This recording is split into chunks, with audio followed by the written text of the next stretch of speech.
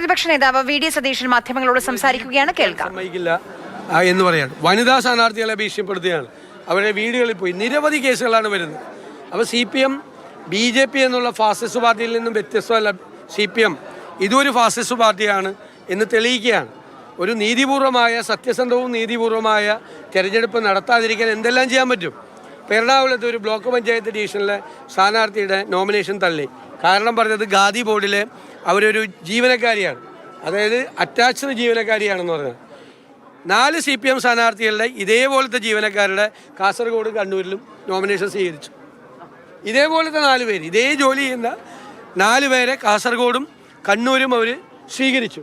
എന്നിട്ട് ഇവിടെ സ്വീകരിക്കുന്നില്ല. എറണാകുളം ജില്ലാ പഞ്ചായത്തിൽ കടമക്കുടി ഡിവിഷനിൽ ഒരു കംപ്ലയിൻ്റ് ഉണ്ടെന്ന് പറഞ്ഞു. നോമിനേഷൻ സാധാരണ കറക്റ്റ് ചെയ്യാൻ വേണ്ടി തിരിച്ചു കൊടുക്കും.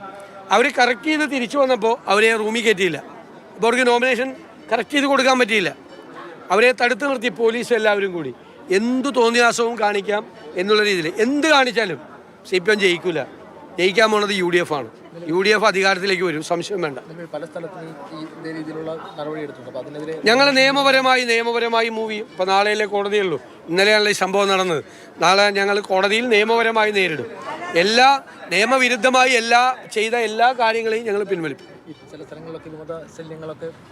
വളരെ കുറവാണ്. കോൺഗ്രസിനെ സംബന്ധിച്ചിടത്തോളം UDFനെ സംബന്ധിച്ചിടത്തോളം സാധാരണ കാലത്ത് ഉണ്ടാകുന്നതിൻ്റെ 10-1 പ്രശ്നങ്ങളില്ല. ഏറ്റവും കുറവ് വിഷയങ്ങളാണ് ഇപ്പോഴുള്ളത്.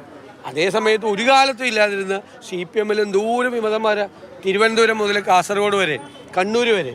ഇന്ന് ഞാൻ കണ്ട ഒരു ഏരിയ കമ്മിറ്റി സെക്രട്ടറി ഒരു CPM വിമതനം ഭീഷണിപ്പെടുന്ന തട്ടിക്കളയുമെന്ന് പറയും.